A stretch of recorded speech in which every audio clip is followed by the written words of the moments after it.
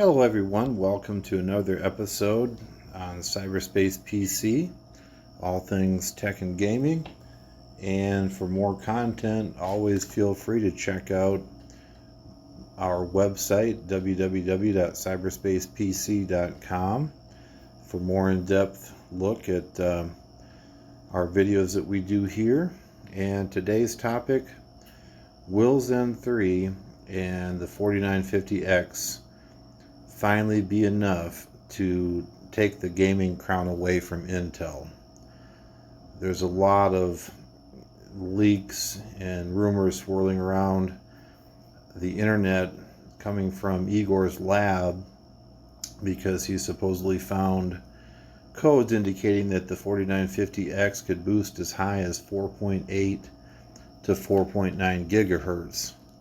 So let's take a quick look to see if that extra 1 to 200 megahertz over the current 3950X might be enough to become the new gaming champ, a title that Intel has proudly held for years.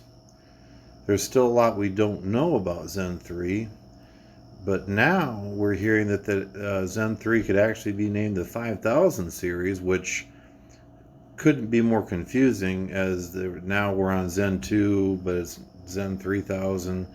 So it looks like that's not going to stop anytime soon. But we always welcome new clock speed.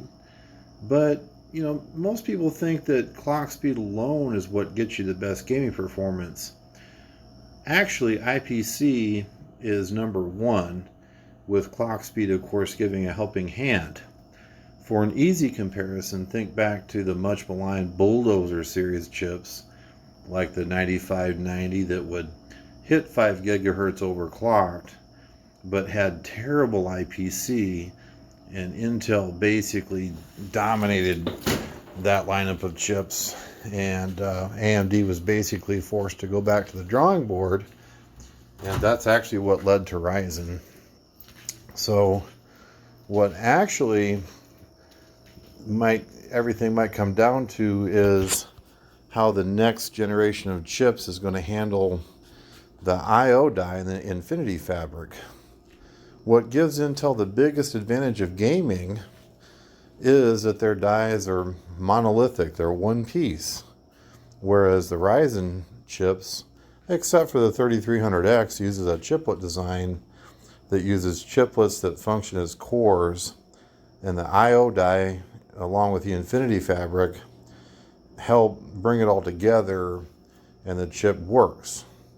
The design is brilliant and saves AMD from having to have larger pieces of silicon made, and of course the larger your piece of silicon that you're using, the more expensive and the more errors that may be on that wafer that drives the price up. But if you can keep it small and cut out small chips, it saves a lot of money.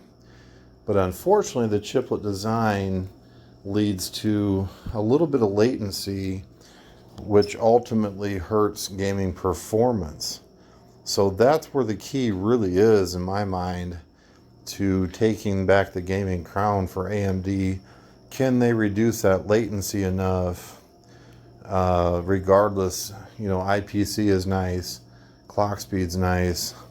But Intel raised the bar a little bit with the Sunny Code chips, the 10,000 series, so it's not necessarily a slam dunk this time like we thought it would be about taking the gaming crown back.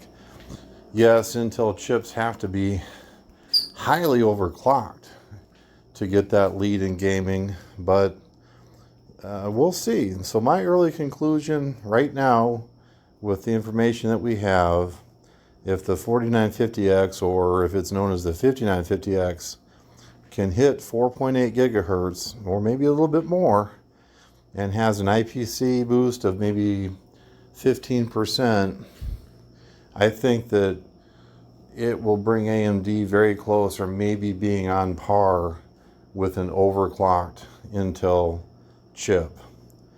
If they can get the Infinity Fabric and the I/O die, make everything communicate, reduce the latency, they might squeeze out a small victory in gaming. So Let me know what you guys think.